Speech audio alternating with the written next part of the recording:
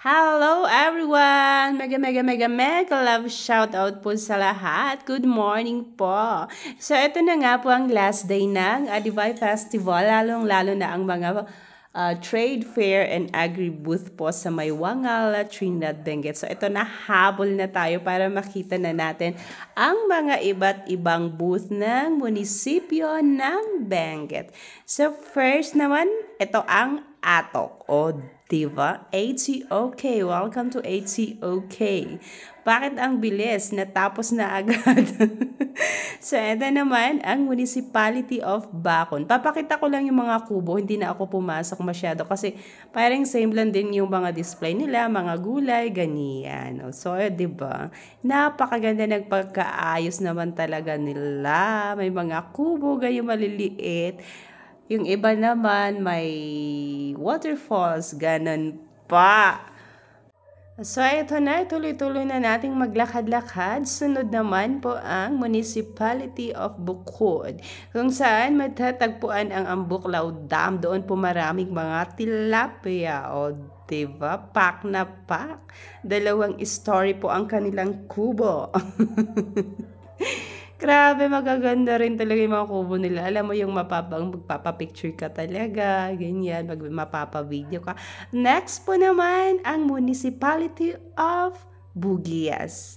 Dito po naman sa Bugias, marami talaga mga garden, ganyan. O di ba, napakaraming mga garden at may mga tanim na iba't ibang gulay. So ito, pasok tayo. Meron po silang repolyo. Ayan, o di ba? Tsaka mga bulaklak, ayan. Mga parang tinanim talaga. So, ayan. Ang pangunahing produkto nila, syempre, carrot. Nakikita na natin yan, yung carrot na malaki. Dalawang palapag din po, at tsaka ganyan, ang mga landscape nila. Grabe, no? Wala ka talagang masasabi kundi wow. Kasi nagtagal kami dito kasi tumingin-tingin kami ng kanilang product. So, ito naman next. Meron din tayong nakikitang kakaiba din ang Municipality of Itogon, Land of the Golden Opportunities. O, di ba kung saan? Malalawak ang minings dito po sa may Itogon. Ayan. So, Kaladyo, sabi nga, oh. Ayan. Yung mga sa taas naman nila, mga paintings, ganyan. Okay, dito naman sa banda dito, lettuce. Ayan. So, sana nag-enjoy tayo sa panonood. Wombok. Wombok yung nakikita nyo kanina. Siyempre, kakatanim lang dyan, kaya talagang parang pasirana. Pero maganda pa rin naman. Dito lang kami sa labas, hindi na po kami pumasok. Next po ang Municipality of Kabayan. Kabayan naman kung saan ang Mount Pulag.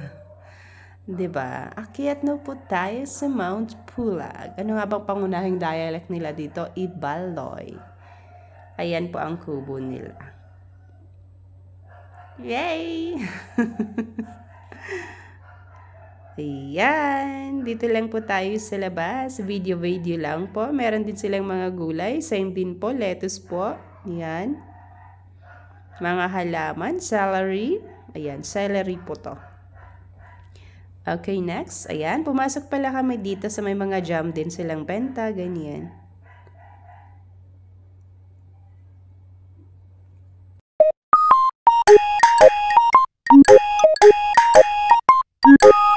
Ito naman po, Municipality of Kibungan, the Rocky Wall of Beauties. Kasi dito talaga makikita may maraming waterfalls na magaganda. At saka yung pag gusto mong umakyat ng bundok, nako, maraming kabundukan dito na magandang akyatin. O, diba?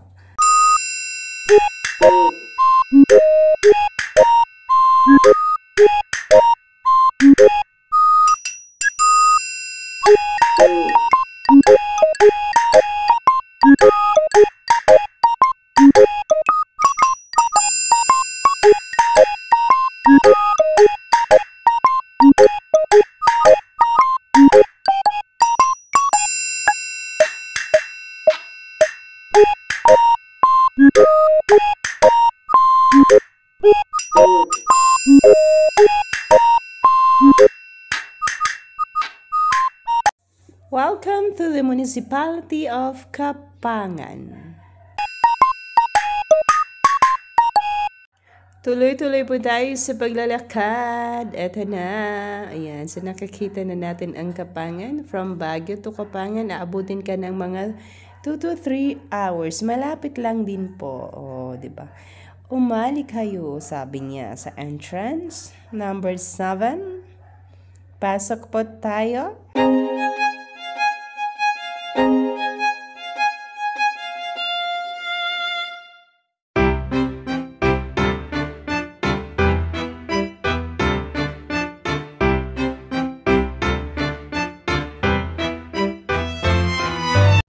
Ito naman po tayo sa kabila, ang munisipyo ng Mangkayan. Ayan, so, tingnan natin, may mga bags sila, o yan. Tapos ito na, pasok na tayo. Ano nga bang meron sa loob? Ayan, may repolyo. Ayan, may gangs. Binebenta nila yung mga gangs na to tsaka ayan. Ano pa yung meron dito? Carrots. Iba't ibang klase ng gulay. Broccoli. Lemon. Macaroons. And so, bumili kami dito ng, ano nga ba yung binili namin dito? Parang banana chips. Ayan, masarap yung banana chips nila dito. And so, inaantay lang namin yung bumibili. Mamaya naman tayo. Tsaka mga may wines. As usual, syempre may sayote. Dito na lang kami pumasok at diskonti na yung tao. So, ito naman, syempre kung saan tayo ngayon, ang La Trinidad Benguet. Kung saan ang strawberry farm. Ano pa ba mapapasyalan dito? Marami po. Ayan, so pasok na po. Ito na. Ano nga bang meron sa loob? Meron silang poinsettia na mga bulaklak. Ayan. Siyempre, hindi mawawala ang strawberry jam dito. Eggplant na tanim. Pero wala kaming binili dito kasi siyempre malapit lang sa amin. So, anytime makakabili kami ng gusto namin. May mga strawberry wine, ganyan. At saka alam mo yung ng tawag dito. Mga keychains, gano'n. And then, natuwa ako sa mga gulay, no? Grabe yung gulay nila. Lemon balm. Strawberry. Ito naman, Municipality of Tuba. Tingnan natin kung anong product nila. Kahit ang ano ngay wadipya mo. Nakuha mo? Tingnan natin, Na? Tugi, kamote, ube.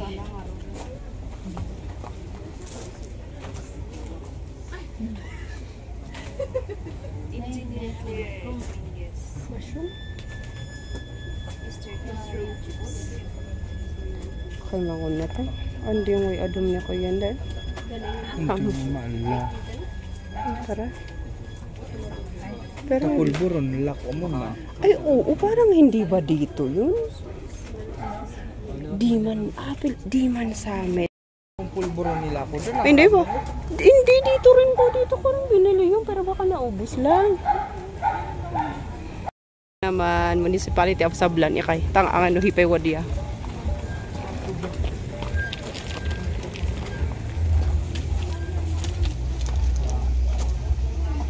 Yan, sa natin anong meron sa loob. Kahit antiwade balat kas kada fruits. Fruits ang matam kung angatan. Na? Kung angatan. Malay mo meron sa loob ang display. Balat di un.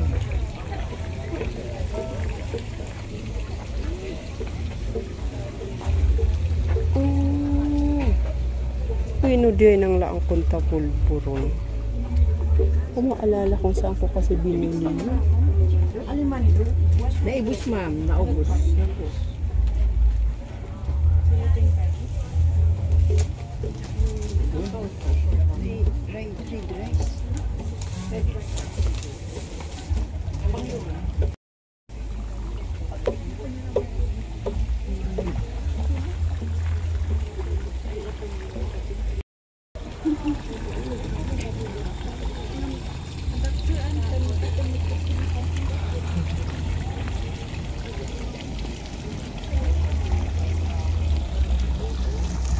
Yan.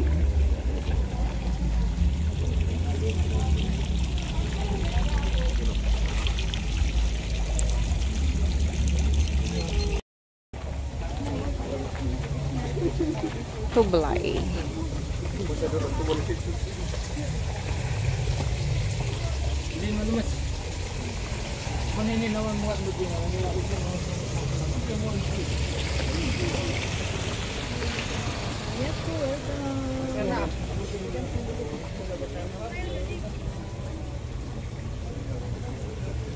So, ito na po ang Last Municipality of Benguet, ang Tublay po. Ganyan din po yung mga product na binebenta. So, meron din silang, ayan o, yung homemade food products. Ayan, 55 pesos only.